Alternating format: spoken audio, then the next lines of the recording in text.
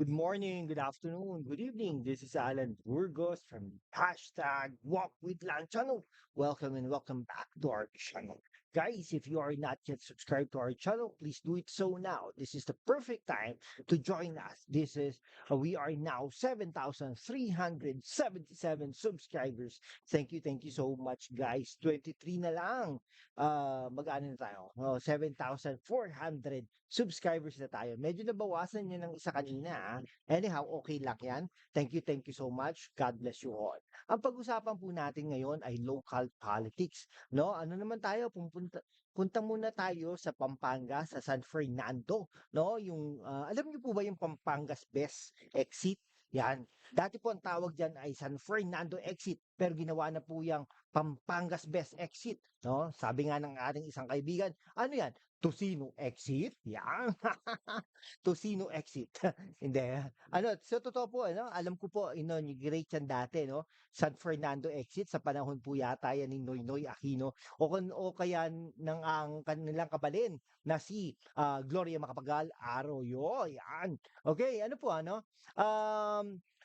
kung matatandaan niyo po, kung nanonood po tayo sa ating mga programa, no? Kung nanonood po kayo sa ating mga programa in the past, sinabi po natin na baka tumakbo po ah, si Mayor Abby Binay ng Makati sa Taguig City. Kasi nga po, kinuha ng Taguig City, no, napanalunan ng Taguig City na nakuha nila yung Embo Barangays. Marami po yan, ha. Okay? Part na po yan ng Taguig, kahit yung Barangay Rizal po. Part na po yan ng Taguig City. Malaki-laki din po yan.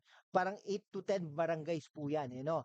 No, parang inaano po ngayon ni Mayor Abby Binay na baka tumakbo siya bilang mayor ng Makati City, pero mahirap po on her part. Alam niyo po ba bakit? Dahil lilipat po siya, no? Magta-transfer po siya ng residency, yung registration niya po from Makati City, ita-transfer niya po 'yan sa Taguig City or sa Embo area. Hindi ko alam po sa Embo na area nakatira yan, o so doon sa pagtawid ng Guadalupe, yan si Abby Binay. Kaya nga po sabi, ang sinabi ko po sa inyo, nung nakaraang programa natin, na ang abangan po natin yung pag-transfer ni Abby Binay diyan sa Taguig City, yung transfer of residence niya. Ngunit, ang deadline po noon, April 16 yata o April 6, hindi po nangyari. Ngayon, pumunta na po tayo ngayon sa San Fernando. May anak po kasi si Vice Governor Lilia Pineda, kapatid po ito ni Pineda, no, yung gobernador, no? Meron po isang board member, no? Ito si board member Mylene Pineda, okay? Ano po sa Lubao, meron din po isang mayor, yung Pineda din po doon.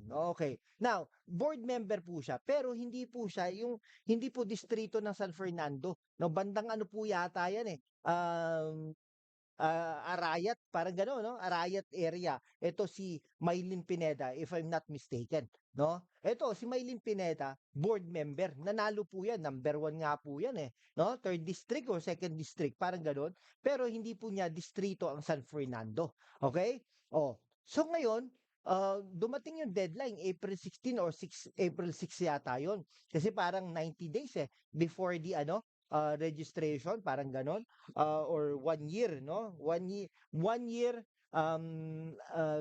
before, on or before, no? The election, parang ganun yata. So, April 16, nag-ano po si Mylene Pineda, ha? Nag-ano po siya, nag-transfer of residence, nag-transfer of registration doon sa, no, San Fernando. Okay, ngayon, 'di ba? Since nag-transfer na po siya, hindi naman po siya na-elect na doon sa area na yon, sa distrito na yon.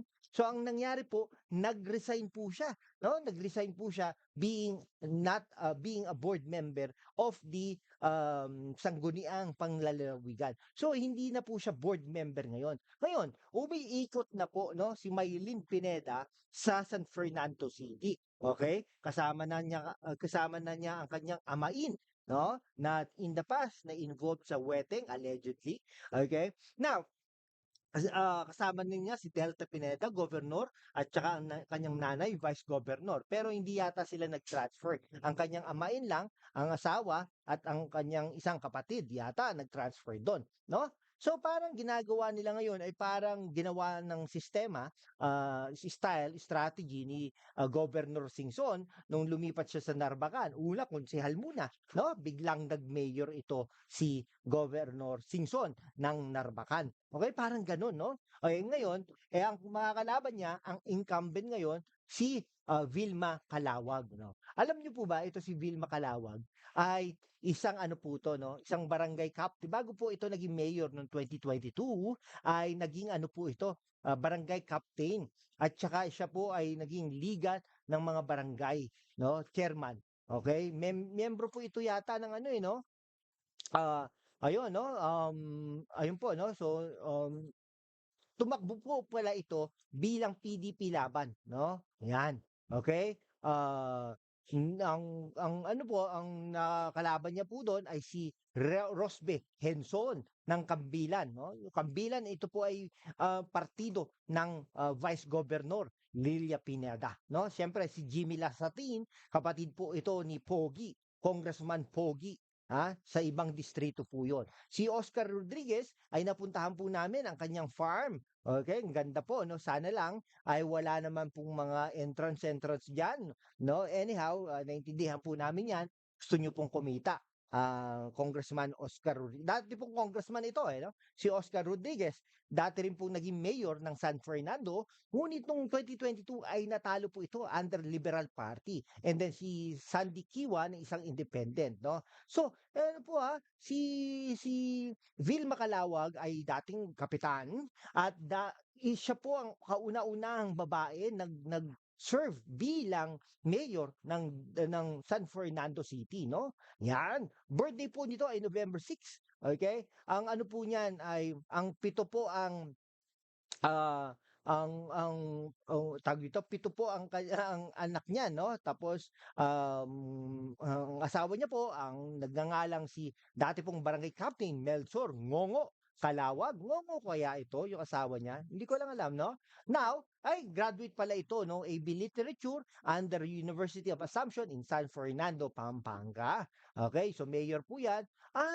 Okay, yung 2019 pala ito na ano pala 'to, tumakbo na rin pala ito ngunit natalo kay Edwin Santiago. Si Edwin Santiago po ay naka 3 terms siya 'no, if I'm not mistaken, 'no. So may business din po pala 'yan 'no, Melvi Building sa kanya 'yan. Oy, St. Nicholas College sa kanya pala 'yan? Eskuwelahan pala ito ni ano 'no, St. Nicholas College, Calawag. Okay. Tama, tama, founded in 2003 and then yung may isang hotel siya diyan, King Royal Hotel at merong isang ospital, Mother of Calcutta Medical Center at isang poultry farm. Okay, yung mga gano'n 'no? Oh, 'di ba? Tapos ayan, makakalaban ni ano 'yan, ni Mylene Pineda, parehas na malakas 'no. Pero siyempre, may talo na pala ito sa San Fernando noong 2019. Pero noong 2022 nanalo ito dahil siguro, last term na ni Edwin Santiago at ito ay malakas naman kaya po ito nanalo and under PDP laban kay Pangulong Rodrigo Roa Duterte. Yan po o sige po, mga kapatid, sino po ba ang iboboto niyo diyan 'no, si Mylene, Pineda o si Vilma Kaluwag? 'Yan, kung kay Vilma Kaluwag, luluwag ang inyong buhay. O kung kay Mylene Pineda naman kayo, okay, talagang mag-i-increase ang inyong ekonomiya because NEDA is National Economic Development of Authority. Pineda, NEDA. Okay, sige.